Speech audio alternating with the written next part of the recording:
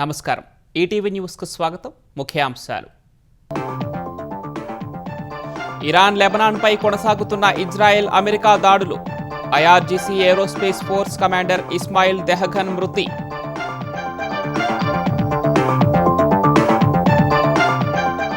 ప్రతిదాడులు తీవ్రం చేసిన ఇరాన్. ఉత్తర ఇజ్రాయెల్లోని ఓ గ్రామంలో పడిన క్షిపణి. దుబాయ్లో మిస్సైల్ శకలాలు పడి అగ్ని ప్రమాదం. ఇరాన్కు మరోసారి ట్రంప్ హెచ్చరికలు. గల్ఫ్లో దాడులు ఆపకుంటే అమెరికా ప్రతిచర్య తీవ్రంగా ఉంటుందని స్పష్టీకరణ. సిఈసి జ్ఞానేష్ కుమార్ను తొలగించాలంటూ అభిశంసన తీర్మానానికి విపక్షాల నోటీస్. 193 మంది సంతకాలతో ఉభయ సభల్లో సమర్పణ. అమరావతి అభివృద్ధి ఉపాధి సృష్టిపై ఏపీ కేబినెట్ కీలక నిర్ణయాలు. రాజధానిలో 2316 కోట్ల పనులకు పరిపాలనా అనుమతులు. ఏపీ హైకోర్టు న్యాయమూర్తిగా జస్టిస్ లిసా గిల్ ప్రమాణ స్వీకారం. ఏప్రిల్ 24 నుంచి సీజే బాధ్యతలు చేపట్టనున్న జడ్జి. కాసేపట్లో మూసీ పునరుజ్జీవనంపై రేవంత్ రెడ్డి ప్రజెంటేషన్. రాజకీయ పార్టీలు ప్రజల్లో నెలకొన్న అనుమానాలు నివృత్తి చేయనున్న సీఎం. మూసీని శుద్ధి చేసేందుకు 3279 ఎకరాలు ఎందుకని విపక్షాల ప్రశ్న. డిపిఆర్ సిద్ధం కాకుండానే హడావుడి ఎందుకన్న బీఆర్ఎస్.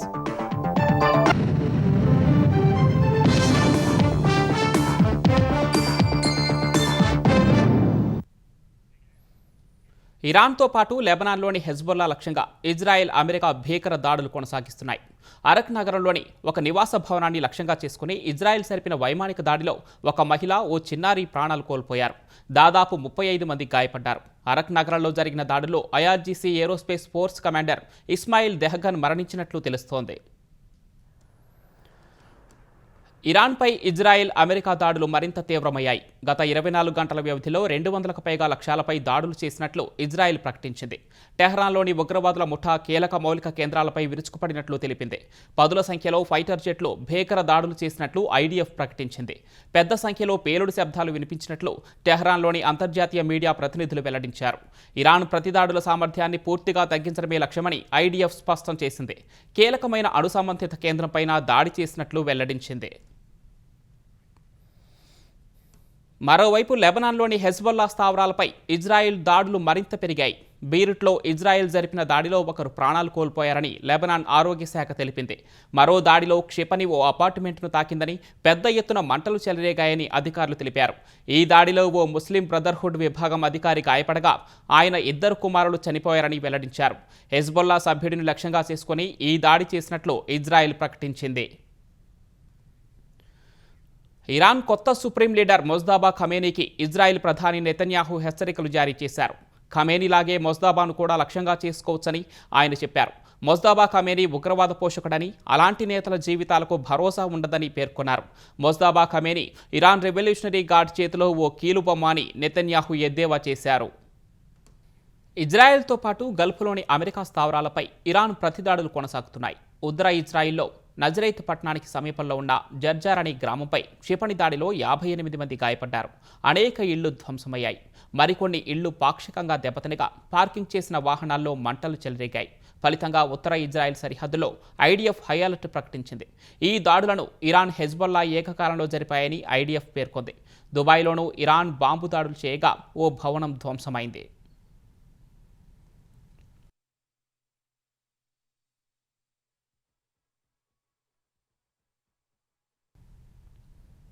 పశ్చిమాసియాలో ఉద్రిక్తతలు పరాకాష్ఠకు చేరాయి. Iran Islamic revolutionary guard corps IRGC Israel America దళాలపై తమ 44వ విడత భారీ క్షిపణి దాడులు చేపట్టినట్లు ప్రకటించింది. ఇజ్రాయెల్ ఉత్తర ప్రాంతంలోని కిరియత్ షమోనా, హెడెరా, హైఫా వంటి నగరాలపై క్షిపణులతో విరుచుకుపడినట్లు వెల్లడించింది. ఇజ్రాయెల్తో పాటు గల్ఫ్లోని అమెరికా సైనిక స్థావరాలు, బహ్రెయిన్ కేంద్రంగా పనిచేసే అమెరికా 5వ నౌకాదళం లక్ష్యంగానూ దాడులు జరిగాయి. ఈ దాడిలో అధునాతన క్షిపణులను ఇరాన్ వాడినట్లు తెలుస్తోంది. ఈ క్షిపణులను వాడుకోవడానికి ఇజ్రాయెల్ తమ వైమానిక రక్షణ వ్యవస్థలను యాక్టివేట్ చేసింది. మరోవైపు అమెరికా తన స్థావరాల రక్షణకు అదనపు బలగాలను మోహరిస్తోంది. మరోవైపు అమెరికా వాయుసేనకు అత్యంత కీలకమైన KC-135 స్ట్రాటో ట్యాంకర్ విమానం పశ్చిమ ఇరాక్లో కుప్పకూలింది. ఆపరేషన్ ఎపిక్ ఫ్యూరీలో భాగంగా ఈ ఘటన జరిగినట్లు అమెరికా సెంట్రల్ కమాండ్ ధృవీకరించింది. ఈ మిషన్లో 2 KC-135 విమానాలు పాల్గొనగా ఒకటి కూలిపోయింది. ఇంధనం సరఫరా చేసే ఈ విమానంలో ఉన్న 6 సిబ్బందిలో 4 చనిపోయినట్లు అమెరికా సైన్యం ప్రకటించింది. రెండవ విమానం సురక్షితంగా దిగింది. అయితే విమానం వెనుక భాగం సగం కోల్పోయినప్పటికీ ఇజ్రాయిల్లోని టెల్ అవీవ్లో ల్యాండ్ చేశారు. ఈ విమానం శత్రువుల దాడి వల్ల కూలిపోలేదని, సాంకేతిక లోపం లేదా ఆపరేషనల్ సమస్య వల్లే ప్రమాదం జరిగి ఉంటుందని అమెరికా సెంట్రల్ కమాండ్ చెబుతోంది. కానీ ఇస్లామిక్ రెసిస్టెన్స్ ఇన్ ఇరాక్ అనే సాయుధ సంస్థ మాత్రం విమానాన్ని తామే కూల్చేశామని ప్రకటించింది. తమ దేశ సార్వభౌమాధికారాన్ని రక్షించుకోవడంలో భాగంగానే ఈ దాడి చేశామని తెలిపింది. ఇరాన్తో యుద్ధంలో అమెరికా ఇప్పటికే 3 అత్యాధునిక ఫైటర్ జెట్లను కోల్పోయింది. కువైట్ ఎయిర్ డిఫెన్స్ సిస్టమ్ పొరపాటున అమెరికా విమానాలను శత్రు విమానాలుగా గుర్తించి కూల్చివేసింది. ఇరాన్ దాడితో దుబాయ్లో భారీ అగ్ని ప్రమాదం చోటు చేసుకుంది. నగరంలోని ప్రధాన పారిశ్రామిక వాడగా పేరొందిన అల్ఖోజ్ ప్రాంతంలో దట్టమైన నల్లటి పొగలు ఆకాశాన్ని కమ్మేశాయి. నగర నడిబొడ్డున ఉన్న ఒక భవనంపై క్షిపణి శకలాలు పడి ఈ ప్రమాదం జరిగినట్లు అధికారులు వెల్లడించారు. ఇరాన్ నుంచి దూసుకువచ్చిన క్షిపణులు, డ్రోన్లను గగనతల రక్షణ వ్యవస్థలు గాల్లోనే అడ్డుకున్నాయి. ఈ క్రమంలో కింద పడిన శకలాల వల్లే ఒక భవనం ముందు భాగంలో మంటలు చెలరేగాయని దుబాయ్ మీడియా ఆఫీస్ ఒక ప్రకటనలో స్పష్టం చేసింది. ఈ ఘటనలో ఎవరూ గాయపడలేదని అధికారులు ధృవీకరించారు. మంటల తీవ్రతకు వెలువడిన దట్టమైన నల్లటి పొగలు లగ్జరీ బుర్జల్ అరబ్ హోటల్ వరకు వ్యాపించినట్లు మీడియా కథనాలు పేర్కొన్నాయి. మరోవైపు ఇరాన్ దాడులను తమ ఎయిర్ డిఫెన్స్ సిస్టమ్స్ ధీటుగా ఎదుర్కొంటున్నాయని దుబాయ్ అధికారులు తెలిపారు. ఒమన్లో ఇరాన్ డ్రోన్ కూలి 2 కార్మికులు ప్రాణాలు కోల్పోయారు. పలువురు గాయపడ్డారు. సోహర్ ప్రావిన్స్లోని పారిశ్రామిక వాడలో ఈ ఘటన జరిగిందని అధికారులు తెలిపారు. మరో డ్రోన్ను కూల్చివేసినట్లు వెల్లడించారు. అదానా నగరం సమీపంలోని ఇన్ సిరిలిక్ ప్రాంతంలో ఉన్న అమెరికా వైమానిక స్థావరం వద్ద సైరన్లు మోగాయని తుర్కియే మీడియా వెల్లడించింది. ఇరాన్కు మరోసారి అమెరికా అధ్యక్షుడు డొనాల్డ్ ట్రంప్ హెచ్చరికలు జారీ చేశారు. ట్రూత్ సోషల్ మీడియాలో ఓ పోస్టు పెట్టిన ట్రంప్ మతి చెడిన ఉన్మాదులకు ఇవాళ ఏం జరుగుతుందో చూడండి పేర్కొన్నారు. ఇరాన్ నౌకాదళం ఇప్పటికే కనుమరుగైందని, వైమానిక దళం కూడా ఇక లేదని తెలిపారు. ఇరాన్ నాయకులు భూమిపై నుంచి తుడిచిపెట్టుకుపోయారన్నారు. వారి క్షిపణులు, డ్రోన్లు పూర్తిగా ధ్వంసమవుతున్నాయని పేర్కొన్నారు. 47 ఏళ్లుగా ఇరాన్ నేతలు అమాయకులను పొట్టన పెట్టుకున్నారన్న ట్రంప్ అమెరికా 47వ అధ్యక్షుడిగా వారిని అంతం చేయటం తనకు లభించిన గొప్ప గౌరవంగా భావిస్తున్నట్లు చెప్పారు. పశ్చిమాసియాలో యుద్ధంతో కొండెక్కుతున్న చమురు ధరలను నియంత్రించేందుకు అమెరికా కీలక నిర్ణయం తీసుకుంది. ఇరాన్పై యుద్ధం ముగిసే సూచనలు లేనందున ప్రస్తుతం సముద్రంలో నిలిచిన రష్యా చమురు కొనుగోలు చేసేందుకు పలు దేశాలకు ట్రంప్ ప్రభుత్వం తాత్కాలిక అనుమతినిచ్చింది. రష్యా చమురు కొనేందుకు అభ్యంతరం లేదని భారత్కు ఇప్పటికే అమెరికా తెలిపింది. ఈ మేరకు ఎక్స్లో స్పందించిన అమెరికా ఆర్థిక మంత్రి స్కాట్ బెసెంట్ ప్రపంచ ఇంధన మార్కెట్లలో స్థిరత్వాన్ని తెచ్చేందుకు నిర్ణయాత్మక చర్యలు తీసుకున్నట్లు చెప్పారు. ఉగ్రవాద దేశమైన ఇరాన్ పాలన వల్ల కలిగే ముప్పు, అస్థిరతపై పోరాడుతున్న వేళ పెరుగుతున్న చమురు ధరలను తగ్గించేందుకు ప్రయత్నిస్తున్నట్లు తెలిపారు. ఈ అనుమతి సముద్రంలో ఉన్న రష్యా చమురు నౌకలకు మాత్రమే వర్తిస్తుందని బెసెంట్ స్పష్టం చేశారు. దీనివల్ల రష్యాకు పెద్దగా ఆర్థిక ప్రయోజనం ఉండదని ఆయన పేర్కొన్నారు. రాజధాని అమరావతి అభివృద్ధి, ఉపాధి సృష్టిపై ఆంధ్రప్రదేశ్ మంత్రివర్గం కీలక నిర్ణయాలు తీసుకుంది. 25కు పైగా అజెండా అంశాలకు ఆమోదం తెలిపింది. CRDA నిర్ణయాలకు ఆమోదం తెలిపిన మంత్రివర్గం సచివాలయం, HOD టవర్ల నిర్మాణాలకు పాలనా అనుమతులిచ్చింది. మెకానికల్, ఎలక్ట్రికల్, ప్లంబింగ్ పనుల కోసం 2316 కోట్లకు అనుమతులిచ్చిన కేబినెట్ 119 కోట్ల వ్యయంతో తెలుగు కల్చరల్ సెంటర్ నిర్మాణానికి ఆమోదం తెలిపింది. అమరావతిలో వివిధ సంస్థలకు భూ కేటాయింపుల ప్రతిపాదనలకు గ్రీన్ సిగ్నల్ ఇచ్చింది. 300 హెడ్ కానిస్టేబుల్ పోస్టులను రిజర్వ్ సబ్ ఇన్స్పెక్టర్ పోస్టులుగా అప్గ్రేడ్ చేసే ప్రతిపాదనకు ఆమోదం తెలిపింది. చిన్న పరిశ్రమలకు ఊతమిస్తూ దాదాపు 17,000 మందికి ఉపాధి లభించేలా 3,500 సూక్ష్మ పరిశ్రమలకు 300 కోట్లు అందించే ప్రతిపాదనలకు గ్రీన్ సిగ్నల్ ఇచ్చింది. FRA పట్టాదారులకు రాయితీలు కల్పించే ప్రతిపాదనలను ఆమోదించింది. మిషన్ శక్తి కింద సఖీ నివాస్ పేరుతో పనిచేసే మహిళల కోసం హాస్టళ్లు నిర్మించాలని నిర్ణయించింది. ఆంధ్రప్రదేశ్ పబ్లిక్ ఎంప్లాయ్మెంట్ చట్ట గెజిట్కు ఆమోదం తెలిపిన మంత్రివర్గం ఈ ఆర్డర్లో పోలవరం, మార్కాపురం జిల్లాలు చేర్చే ప్రతిపాదనలకు పచ్చజెండా ఊపింది. పోలవరం ప్రాజెక్ట్ హెడ్ వర్క్స్లో అదనపు గ్రానైట్ కొనుగోలు, లైనింగ్ పనులకు 23.47 కోట్లు, ప్యాకేజ్ 64 పనులకు 24.51 కోట్లు మంజూరుకు అనుమతినిచ్చింది. పశ్చిమాసియా యుద్ధ ప్రభావంతో ఏపీలో గ్యాస్ కొరత తలెత్తకుండా నిరంతర పర్యవేక్షణ ఉండాలని ముఖ్యమంత్రి చంద్రబాబు ఆదేశించారు. కేబినెట్ భేటీ ముగిసిన తర్వాత మంత్రివర్గ సహచరులతో పలు అంశాలపై చంద్రబాబు చర్చించారు. ఈ చర్చలో గ్యాస్ బదులు కొంతమంది విద్యుత్ స్టవ్లు వాడుతున్నారని ఆర్థిక మంత్రి పయ్యావుల కేశవ్ చెప్పారు. ఇందుకు ఎలక్ట్రిక్ పొయ్యిలు ఎక్కువ వాడితే విద్యుత్ డిమాండ్ పెరిగే అవకాశం ఉందని చంద్రబాబు చెప్పారు. విద్యుత్ డిమాండ్ను ఎప్పటికప్పుడు నిశితంగా పర్యవేక్షించాలని తెలిపారు. ఏప్రిల్ 2 నుంచి 90 రోజులు జలధార కార్యక్రమాన్ని చేపట్టాలన్న సీఎం ఇందులో భాగంగా కాలువలు, డ్రైన్లు శుభ్రం చేయించి భూగర్భ జలం పెంచడమే లక్ష్యంగా పనిచేయాలన్నారు. మే నెల 15 నాటికి సాగునీటిని విడుదల చేయాలని ఆదేశించారు. ఏప్రిల్ 2న శాఖల పనితీరుపై నివేదికలు ఇస్తానన్న సీఎం ఆయా నివేదికల ఆధారంగా సమీక్షించుకొని ముందుకు వెళ్లాలని మంత్రులకు సూచించారు. ఈ నెల 16న అమరావతిలో పొట్టి శ్రీరాములు విగ్రహాన్ని ఆవిష్కరించనున్నట్లు తెలిపారు. అన్ని జిల్లాల్లో పొట్టి శ్రీరాములు జయంతి కార్యక్రమాలు ఘనంగా నిర్వహించాలని చెప్పారు. అమరావతి నిర్మాణం తొలిదశ మరో 2 నెలల్లో కొలిక్కి వస్తుందని పురపాలక శాఖ మంత్రి నారాయణ చెప్పారు. ప్రజాప్రతినిధులు, ఉన్నతాధికారుల నివాస సముదాయాలు పూర్తయ్యాయన్న ఆయన ప్రస్తుతం ఇంటీరియర్ వర్క్స్ జరుగుతున్నట్లు వెల్లడించారు. రాజధాని అమరావతికి ప్రధాన రహదారైన సీడ్ యాక్సెస్ రోడ్డుపై మలుపులు తాత్కాలికమేనని స్పష్టం చేశారు. సీడ్ యాక్సెస్ రహదారికి అవసరమైన 4.5 ఎకరాల భూమి సమీకరణ లేదా సేకరణ ద్వారా అందుబాటులోకి వస్తే ఎలాంటి మలుపులు లేకుండా సీడ్ యాక్సెస్ రహదారి ఉంటుందని ఆయన వెల్లడించారు. ఉండవల్లి వద్ద నిర్మిస్తున్న స్టీల్ బ్రిడ్జ్ నిర్మాణ పనులను పరిశీలించిన నారాయణ ఏప్రిల్ 9 నాటికి భూ సమీకరణకు రైతులు ముందుకు రాకుంటే భూసేకరణ చేపడతామని స్పష్టం చేశారు. బకింగ్హామ్ కెనాల్పై స్టీల్ బ్రిడ్జ్ పనులను ఈ నెలాఖరులోగా పూర్తి చేస్తామని కాంట్రాక్టు సంస్థలు చెబుతున్నాయని వివరించారు.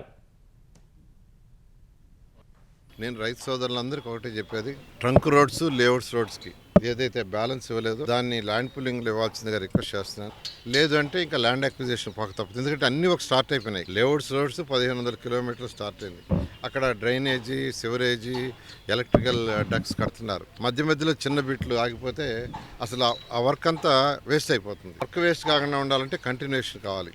అందువల్ల వీలైనంత వరకు మీరందరూ ల్యాండ్ పుల్లింగ్కి ఇవ్వాల్సిందిగా నేను రిక్వెస్ట్ చేస్తున్నా. నేనప్పుడు ఇంకా ల్యాండ్ అక్విజిషన్కి పోవడం జరుగుతుంది. ఏప్రిల్ 9వ తేదీ ల్యాండ్ అక్విజిషన్లో ఫైనల్ తీసుకోవడం జరుగుతుంది. ఎందుకంటే ఏప్రిల్ 9వ తేదీకి 90 రోజులు పూర్తవుతుంది. మూసీ నది పునరుజ్జీవ ప్రాజెక్టుపై ముఖ్యమంత్రి రేవంత్ రెడ్డి కాసేపట్లో ప్రజెంటేషన్ ఇవ్వనున్నారు. తాజ్ కృష్ణ హోటల్లో రేవంత్ రెడ్డి స్వయంగా మూసీ పునరుజ్జీవనం ఆవశ్యకత, కార్యాచరణ ప్రణాళికను వివరిస్తారు. ఈ సాయంత్రం 6 గంటలకు నిర్వహించే ఈ కార్యక్రమానికి సంబంధించి మూసీ రివర్ ఫ్రంట్ డెవలప్మెంట్ ఏర్పాట్లు పూర్తి చేసింది. మూసీ ప్రాజెక్టుపై రాజకీయ పార్టీలో, నగర ప్రజల్లో నెలకొన్న అనుమానాలు, సందేహాలను ముఖ్యమంత్రి నివృత్తి చేయనున్నారు. ప్రధాన రాజకీయ పార్టీలు, మేధావులు, పర్యావరణవేత్తలు, దేశంలో గుర్తింపు పొందిన వ్యాపార, వాణిజ్య సంస్థల ప్రతినిధులను ఈ కార్యక్రమానికి ప్రభుత్వం ఆహ్వానించింది. వారి నుంచి అభిప్రాయాలు, సూచనలు, సలహాలు తీసుకొని మూసీ నది పునరుజ్జీవన ప్రాజెక్టుకు సంబంధించి ఫేజ్ 1లో చేపట్టే పనులపై సమాలోచనలు చేయనున్నారు. హిమాయత్ సాగర్, ఉస్మాన్ సాగర్ నుంచి బాపు ఘాట్ వరకు 21 కిలోమీటర్లను సర్వాంగ సుందరంగా తీర్చిదిద్దడం సహా బాపు ఘాట్ వద్ద 400 కోట్ల రూపాయలతో గాంధీ సరోవర్ ప్రాజెక్టు చేపట్టాలని ప్రభుత్వం నిర్ణయించింది. అందుకు సంబంధించిన పూర్తి వివరాలను మూసీ రివర్ ఫ్రంట్ డెవలప్మెంట్ రూపొందించిన సమగ్ర ప్రణాళికను సీఎం రేవంత్ రెడ్డి వెల్లడించనున్నారు. అటు ఈ కార్యక్రమానికి తాము హాజరు కావడం లేదని బీఆర్ఎస్, బీజేపీలు ప్రకటించాయి. కాంగ్రెస్ ప్రభుత్వం మూసీలో చేసేది బ్యూటిఫికేషనా, ల్యూటిఫికేషనా చెప్పాలని బీఆర్ఎస్ శాసనసభాపక్ష ఉపనేత హరీష్ రావు డిమాండ్ చేశారు. మూసీ ముసుగులో CM Revanth Reddy real estate వ్యాపారం చేస్తున్నారని ఆరోపించారు. ప్రక్షాళన, సుందరీకరణ, పునరుజ్జీవం పేరుతో రోజుకో మాట చెబుతున్నారని ధ్వజమెత్తారు. మూసీని ప్రక్షాళన చేయాలంటే వికారాబాద్ నుంచి మొదలు నదిలోకి వస్తున్న పరిశ్రమ వ్యర్థాలను అరికట్టాలని సూచించారు. ఎస్టీపీల నిర్మాణం పూర్తి చేసి మురుగునీరు శుద్ధితో పాటు కాళేశ్వరం నీటిని తీసుకురావాలన్నారు. ఇవేవీ చేయకుండా లక్షలాది కుటుంబాలను రోడ్డుపైకి తెచ్చేందుకు యత్నిస్తున్నారని దుయ్యబట్టారు. మూసీ నది డీపీఆర్ సిద్ధమైందా అని ప్రశ్నించిన హరీష్ రావు సిద్ధమైతే ప్రజల ముందు పెట్టాలని డిమాండ్ చేశారు. మూసీని నిజంగా శుద్ధి చేయాలి, మూసీలోని మురికిని పారదోలాలంటే నువ్వు ఎస్టీపీలు ఫాస్ట్ గట్టు, గోదావరి నీళ్ళని తెచ్చి, కాళేశ్వరం నీళ్ళని తెచ్చి మూసీలో నీళ్లు వెయ్యి. మూసీలో కలుస్తున్న ఇండస్ట్రీస్ ఏవైతున్నాయో, కలుషిత నీరు వదులుతున్నటువంటి పరిశ్రమలను గుర్తించి వాటిని షిఫ్ట్ చేసేయడానికి ముందు ప్రయత్నం చెయ్యి. ఇది చేయకుండా 10,017 ఇండ్లు కూలగొడతా అని చెప్పి గవర్నమెంట్ ఇచ్చిన గెజిట్ నోటిఫికేషన్. 10,017 ఇండ్లు అంటే ఎన్ని లక్షల జీవితాలు కదా, 1,00,000 జీవితాల్ని కూలుస్తా అంటున్నావు నువ్వు. గాంధీ విగ్రహం పెట్టడానికి 10,017 ఇండ్లు కూల్చడం అవసరమా? మూసీ నదిని శుద్ధి చేయడానికి ఈ 10,017 ఇండ్లు కూల్చడం అవసరమా? మూసీ శుద్ధి చేయడానికి ఈ 3,279 ఎకరాల భూసేకరణ అవసరమా? అసలు ఏంది, నువ్వు మూసీ శుద్ధి చేస్తావా, రియల్ ఎస్టేట్ వ్యాపారం చేస్తావా? నీకు ఒక ప్రణాళిక లేదు, నీదంతా రియల్ ఎస్టేట్ వ్యాపారం. రియల్ ఎస్టేట్ దందా కోసమే పాపం పేద మధ్య తరగతి ప్రజల ఇండ్ల మీద పడ్డావు నువ్వు. ఆంధ్రప్రదేశ్ హైకోర్టు నూతన న్యాయమూర్తిగా జస్టిస్ లిసా గిల్ ప్రమాణ స్వీకారం చేశారు. హైకోర్టులోని మొదటి కోర్టు హాలులో ప్రధాన న్యాయమూర్తి జస్టిస్ ధీరజ్ సింగ్ ఠాకూర్ జస్టిస్ లిసాతో ప్రమాణం చేయించారు. పంజాబ్, హర్యానా హైకోర్టులో సీనియారిటీలో 3వ స్థానంలో కొనసాగిన ఆమె ఇటీవల ఏపీ హైకోర్టుకు బదిలీ అయ్యారు. ఏపీ హైకోర్టులో జస్టిస్ లిసా గిల్ సీనియారిటీలో 2వ స్థానంలో కొనసాగుతారు. ప్రస్తుత CJ justice Dhiraj Singh Thakur April 24న పదవీ విరమణ చేయనున్నారు. ఆ వెంటనే జస్టిస్ లిసా గిల్ హైకోర్టు సీజేగా నియమితులవుతారు. తద్వారా ఏపీ హైకోర్టు తొలి మహిళా ప్రధాన న్యాయమూర్తిగా ఆమె రికార్డు సృష్టించనున్నారు. ఏపీ హైకోర్టులో ప్రస్తుతం 33 మంది న్యాయమూర్తులు ఉండగా జస్టిస్ లిసా గిల్ రాకతో ఆ సంఖ్య 34కు చేరింది. I, Lisa Gill, having been appointed a judge of the High Court of Andhra Pradesh, having been appointed a judge of the High Court of Andhra Pradesh, do swear in the name of God do swear in the name of God that I will bear true faith and allegiance to the Constitution of India as by law established, that I will bear true faith and allegiance to the Constitution of India as by law established, that I will uphold the sovereignty and integrity of India, that I will uphold the sovereignty and integrity of India, that I will duly and faithfully and to the best of my ability, knowledge and judgment that I will duly and faithfully and to the best of my ability, knowledge and judgment perform the duties of my office without fear or favor, affection or ill will, perform the duties of my office without fear or favor, affection or ill will, and that I will uphold the Constitution and the laws. and that I will uphold the Constitution and the laws.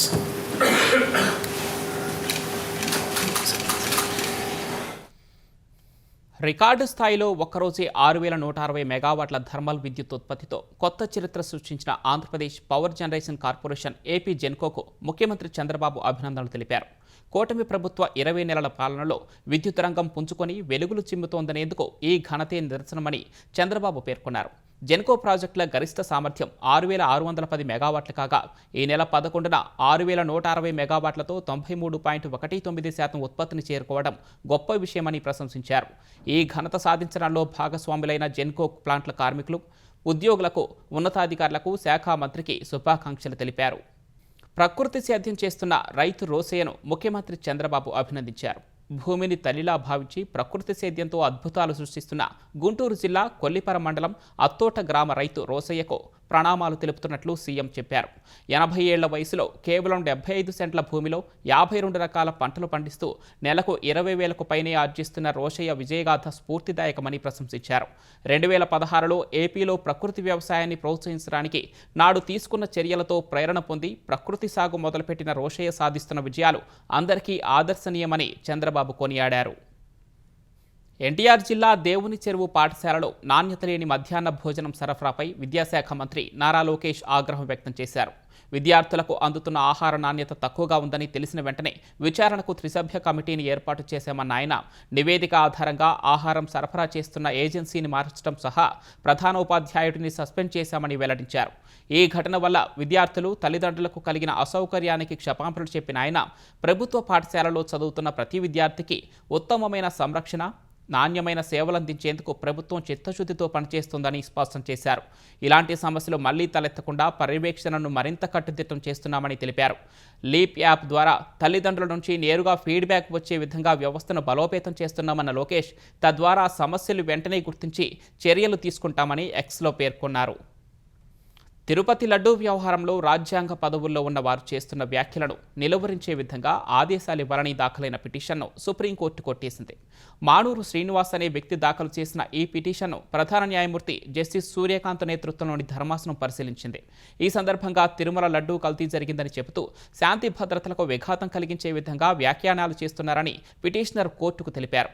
రాజ్యాంగ పదవుల్లో ఉండి ఇలాంటి వ్యాఖ్యలు చేస్తున్న వారిని నిలువరించే విధంగా ఆదేశాలు ఇవ్వాలని కోరారు. ఈ దశలో స్పందించిన ధర్మాసనం తిరుమల లడ్డూకు వాడిన నెయ్యిలో జంతువుల కొవ్వు కలిసిందని చెప్పడానికి మీరేమైనా నిపుణులా అని పిటిషనర్ను ప్రశ్నించింది. అన్ని అంశాలు పరిగణలోనికి తీసుకున్న తర్వాతే సిబిఐ నేతృత్వంలో సిట్ విచారణకు ఆదేశించామని జస్టిస్ సూర్యకాంత్ స్పష్టం చేశారు. తిరుమల లడ్డూ వ్యవహారంలో ఇప్పటికే సిబిఐ విచారణ కొనసాగుతున్నందున ప్రస్తుత పిటిషన్కు విచారణ అర్హత లేదని సిజేఐ తెలిపారు. ఏదైనా ఉంటే సిబిఐకి చెప్పాలని పిటిషనర్కు సూచించిన ధర్మాసనం పిటిషన్ డిస్మిస్ చేసింది. ఆంధ్రప్రదేశ్ సహా 6 రాష్ట్రాలకు ప్రకృతి వైపరీత్యాల సాయం కింద 1930 కోట్లు కేటాయించేందుకు కేంద్రం ఆమోదం తెలిపింది. కేంద్ర హోంమంత్రి అమిత్ షా అధ్యక్షతన జరిగిన ఉన్నత స్థాయి కమిటీ సమావేశంలో ఈ మేరకు నిర్ణయం తీసుకుంది. ఆంధ్రప్రదేశ్, ఛత్తీస్గఢ్, గుజరాత్, హిమాచల్ ప్రదేశ్, నాగాలాండ్, జమ్మూ కాశ్మీర్కు ఈ సాయం అందనుంది. ఇందులో గుజరాత్కు 778 కోట్లు, ఆంధ్రప్రదేశ్కు 341 కోట్లు, జమ్మూ కాశ్మీర్కు 330 కోట్లు, హిమాచల్ ప్రదేశ్కు 288 కోట్లు, నాగాలాండ్కు 158 కోట్లు, ఛత్తీస్గఢ్కు 15.7 కోట్లు మంజూరు చేసేందుకు ఉన్నత స్థాయి కమిటీ ఆమోదం తెలిపింది. 2025లో సంభవించిన వరదలు, ఆకస్మిక వరదలు, క్లౌడ్ బరస్ట్, కొండచర్యలు విరిగిపడటం, తుపాను మోంతా ప్రభావిత రాష్ట్రాలకు ఈ సాయం అందించాలని కమిటీ నిర్ణయించింది. 2025-26 ఆర్థిక సంవత్సరంలో ఎస్డీఆర్ఎఫ్ కింద 28 రాష్ట్రాలకు 20,735 కోట్లు, ఎన్డీఆర్ఎఫ్ కింద 21 రాష్ట్రాలకు 3,628 కోట్లు విడుదల చేసినట్లు కేంద్ర హోంశాఖ వెల్లడించింది.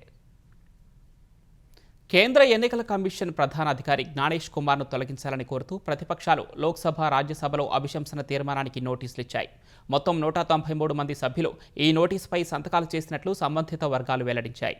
వారిలో 130 మంది లోక్సభ ఎంపీలు, 63 మంది రాజ్యసభ ఎంపీలు ఉన్నారని తెలిపాయి. ఇండీ కూటమి పార్టీలు సహా కూటమి నుంచి విడిపోయిన ఆమ్ ఆద్మీ పార్టీ కూడా ఈ అంశంపై మద్దతుగా నిలిచాయి. పలువురు స్వతంత్ర ఎంపీలు ఈ నోటీసుపై సంతకాలు చేయడం గమనార్హం. పార్లమెంటరీ చరిత్రలో తొలిసారి సీఈసీ తొలగించాలని అభిశంసన తీర్మానం ప్రతిపక్షాలిచ్చాయి. జ్ఞానేష్ కుమార్పై పక్షపాతం, ఓట్ల తొలగింపు, అధికార పార్టీకి లబ్ధి చేకూర్చేలా వ్యవహరించడం వంటి 7 అభియోగాలను మోపాయి. దేశవ్యాప్తంగా విద్యార్థినులు, మహిళా ఉద్యోగులకు ఋతుక్రమ సెలవులు తప్పనిసరి చేస్తూ జాతీయ స్థాయిలో ఒక విధానాన్ని తేవాలని దాఖలైన పిటిషన్ను సుప్రీంకోర్టు తిరస్కరించింది. చట్టబద్ధంగా ఇలా సెలవులను తప్పనిసరి చేస్తే మహిళలకు ఎవరూ ఉద్యోగాలు ఇవ్వరని కోర్టు వ్యాఖ్యానించింది. ఈ చర్య మహిళల పట్ల లింగ వివక్షకు దారితీసే ప్రమాదం ఉందని అభిప్రాయపడింది. శైలేంద్ర మణి త్రిపాఠి దాఖలు చేసిన ఈ పిటిషన్పై సుప్రీంకోర్టు ప్రధాన న్యాయమూర్తి justice Suryakant, justice Joymalya బాగ్చిలతో కూడిన ధర్మాసనం విచారణ చేపట్టింది. ఈ తరహా పిటిషన్లు ఋతుక్రమం అనేది మహిళలకు జరుగుతున్న చెడుగా, భయాన్ని సృష్టించేలా, వారిని తక్కువ చేసి చూపేలా ఉన్నాయని ధర్మాసనం వ్యాఖ్యానించింది. కేరళలోని పాఠశాలలు సహా పలు ప్రైవేటు కంపెనీలు ఇప్పటికే స్వచ్ఛందంగా మహిళలకు ఋతుక్రమ సెలవులు ఇస్తున్న విషయాన్ని పిటిషనర్ కోర్టు దృష్టికి తీసుకువెళ్లారు. ఇందుకు స్పందించిన సిజేఐ సంస్థలు స్వచ్ఛందంగా అలా సెలవులిస్తే అది అద్భుతమైన విషయమని అన్నారు. కానీ చట్ట ప్రకారం తప్పనిసరి చేసిన మరుక్షణం మహిళలకు ఎవరూ ఉద్యోగాలు ఇవ్వరని వ్యాఖ్యానించారు. ప్రభుత్వ, న్యాయ వ్యవస్థలో మహిళలను తీసుకోరన్న కోర్టు పని ప్రదేశాల్లో మహిళల వృత్తిపరమైన ఎదుగుదలపై ఇలాంటి నిబంధనలు ప్రతికూల ప్రభావం చూపుతాయని పేర్కొంది. తమిళనాడులో 398 ఎల్పీజీ సిలిండర్లను అక్రమంగా నిల్వ చేసిన 2 వ్యక్తులను పోలీసులు అరెస్ట్ చేశారు. వారిపై గూండా యాక్ట్ కింద కేసు నమోదు చేసినట్లు పోలీసులు తెలిపారు. పక్కా సమాచారంతో మదురై జిల్లాలో 2 వేర్వేరు చోట్ల జరిపిన సోదాల్లో ఈ సిలిండర్లు లభించినట్లు అధికారులు చెప్పారు. వాటిలో 163 గృహావసర సిలిండర్లు, 235 వాణిజ్య సిలిండర్లు ఉన్నట్లు పేర్కొన్నారు. గ్యాస్ సిలిండర్లను నల్లబజార్లో అమ్మేందుకు అక్రమంగా నిల్వ చేసే వ్యక్తులపై కఠిన చర్యలు తీసుకుంటున్నామని వెల్లడించారు. మరోవైపు పెట్రోల్, డీజిల్ కోసం ప్రజలు కంగారు పడాల్సిన అవసరం లేదని తమిళనాడు పెట్రోలియం డీలర్స్ అసోసియేషన్ విజ్ఞప్తి చేసింది. రాష్ట్రంలో 7,000కు పైగా ఉన్న రిటైల్ అవుట్లెట్ల డిమాండ్కు సరిపడా నిల్వలు ఉన్నాయని వారు స్పష్టం చేశారు. పశ్చిమాసియాలో యుద్ధం కొనసాగటం సహా అంతర్జాతీయ మార్కెట్లో ముడి చమురు ధరలు అంతకంతకు పెరుగుతున్న వేళ దేశీయ స్టాక్ మార్కెట్లు వరుసగా 3వ సెషన్లో భారీ నష్టాలు చవిచూశాయి. గత సెషన్లో 829 పాయింట్లు పతనమైన సెన్సెక్స్ ఇవాళ ఏకంగా 1,470 పాయింట్లు తగ్గింది. ఉదయం క్రితం ముగింపు కంటే సుమారు 590 పాయింట్లు దిగువన 75,444 పాయింట్ల వద్ద బీఎస్ఈ సూచీ ప్రారంభమైంది. మొదట్లో 75,576 పాయింట్ల గరిష్ట స్థాయి నమోదు చేసింది. అనంతరం విపరీతమైన అమ్మకాల ఒత్తిడిని ఎదుర్కొన్న సెన్సెక్స్ ఓ దశలో 74,455 పాయింట్ల కనిష్ట స్థాయికి పడిపోయింది. చివరకు 74,564 పాయింట్ల వద్ద స్థిరపడింది. జాతీయ స్టాక్ ఎక్స్చేంజీ సూచీ నిఫ్టీ 488 పాయింట్లు తగ్గి 23,151 పాయింట్ల వద్ద ముగిసింది. చంద్రుడి వద్దకు వ్యోమగాములను తీసుకువెళ్లేందుకు ఉద్దేశించిన ఆర్టెమిస్ 2 మిషన్ ప్రయోగానికి అమెరికా అంతరిక్ష పరిశోధన సంస్థ నాసా సిద్ధమైంది. ఈ మిషన్కు ఉద్దేశించిన రాకెట్లో మరమ్మతులు పూర్తయినందున ఏప్రిల్లో ప్రయోగానికి సన్నాహాలు చేస్తోంది. వచ్చే వారం రాకెట్ను హ్యాంగర్ నుంచి ప్రయోగ వేదికకు తరలించనున్నారు. ఈ మేరకు నాసా సామాజిక మాధ్యమం ఎక్స్లో పోస్ట్ చేసింది. ఈ ప్రయోగం ద్వారా 50 ఏళ్ల తర్వాత తొలిసారి మనుషులను చంద్రుడి వద్దకు తీసుకువెళ్లనున్నారు. వాస్తవానికి ఈ ఏడాది జనవరిలోనే ఈ ప్రయోగం చేపట్టాల్సి ఉండగా ఇంధన లీకేజీ సహా ఇతర సాంకేతిక సమస్యల కారణంగా వాయిదా పడింది. ఆ సమయంలో వ్యోమనౌకను ప్రయోగ వేదిక నుంచి హ్యాంగర్కు తరలించారు. ఇప్పుడు మరమ్మతులు పూర్తయినందున ప్రయోగానికి ఏర్పాట్లు చేస్తున్నారు. ఆర్టెమిస్ 2 యాత్ర 10 రోజులు సాగనుంది. ఇందులో భాగంగా 4 వ్యోమగాములు భూమి నుంచి కనపడని చందమామ అవతలి భాగాన్ని చుట్టిరానున్నారు. ముఖ్యాంశాలు మరొకసారి. ఇరాన్ లెబనాన్పై కొనసాగుతున్న ఇజ్రాయెల్ అమెరికా దాడులు. IRGC aerospace force commander Ismail Dehghan మృతి.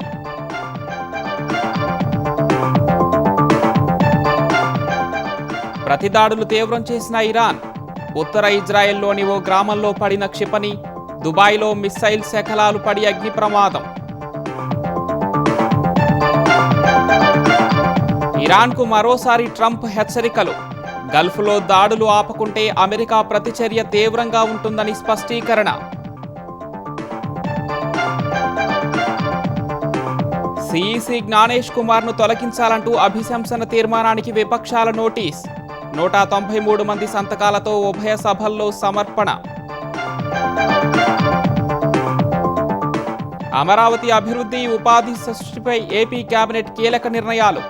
రాజధానిలో 2316 కోట్ల పనులకు పరిపాలనా అనుమతులు. ఏపీ హైకోర్టు న్యాయమూర్తిగా జస్టిస్ లిసా గిల్ ప్రమాణ స్వీకారం. ఏప్రిల్ 24 నుంచి సీజే బాధ్యతలు చేపట్టనున్న జడ్జి. కాసేపట్లో మూసీ పునరుజ్జీవనంపై రేవంత్ రెడ్డి ప్రజెంటేషన్. రాజకీయ పార్టీలు ప్రజల్లో నెలకొన్న అనుమానాలు నివృత్తి చేయనున్న సీఎం. మూసీని శుద్ధి చేసేందుకు 3279 ఎకరాలు ఎందుకని విపక్షాల ప్రశ్న. డిపిఆర్ సిద్ధం కాకుండానే హడావుడి ఎందుకన్న బీఆర్ఎస్.